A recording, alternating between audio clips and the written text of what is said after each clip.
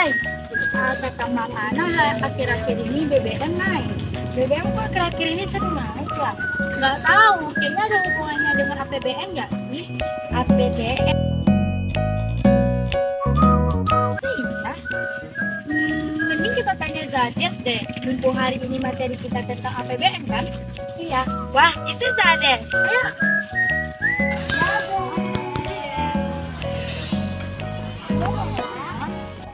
Halo, saya Desmawati, siap untuk mengikuti kompetisi video mengajar APBN.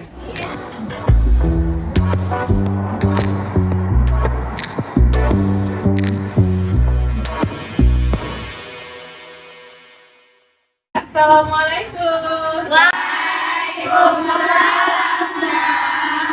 Sudah siap untuk belajar APBN? Siap, Zah. Get ready, please. Bismillahirrahmanirrahim.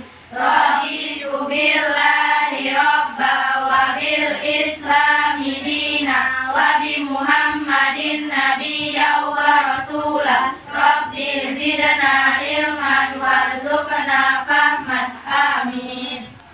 Nah, sebelumnya ada yang tahu apa itu APBN?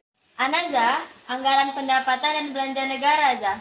Nah, benar. APBN itu adalah anggaran pendapatan dan belanja negara, atau lebih jelasnya, sebuah data yang berisi tentang anggaran pendapatan belanja negara dalam waktu 1 tahun atau 1 kali periode tertentu.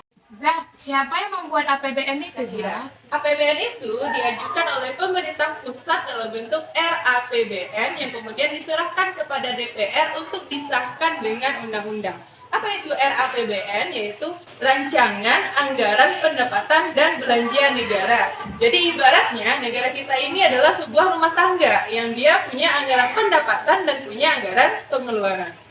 Zah, dari mana pendapatannya, Zah?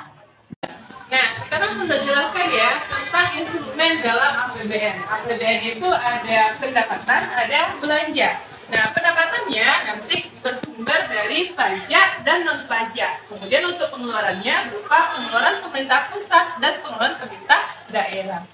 Sekarang kita bahas tentang fungsi APBN. Secara garis besar, APBN itu memiliki 3 fungsi, yaitu alokasi, distribusi, dan stabilisasi.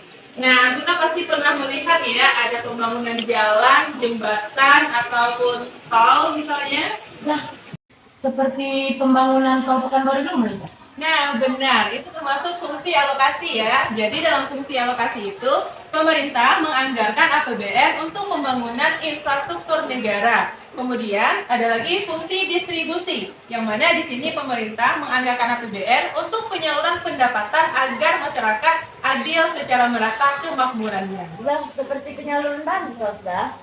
Benar, contohnya seperti penyaluran BLT, penyaluran bansos, subsidi, dan lainnya ya.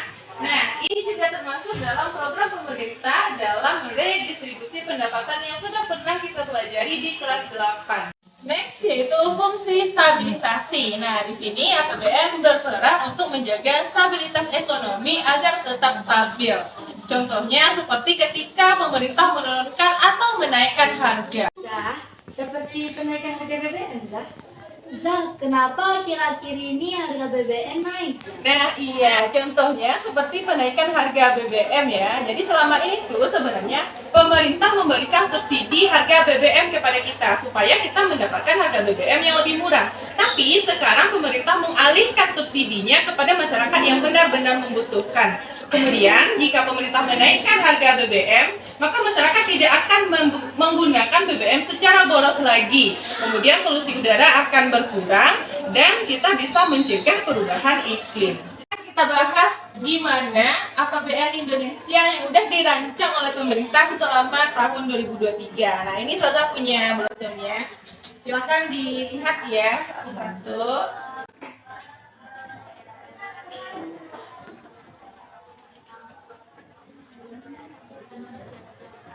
Nah, di brosur ini bisa kita lihat ya, pendapatan negara itu sebanyak 2.443,6 triliun. Sementara anggaran untuk belanjanya di tahun ini itu direncanakan sebanyak 3.041,7 triliun.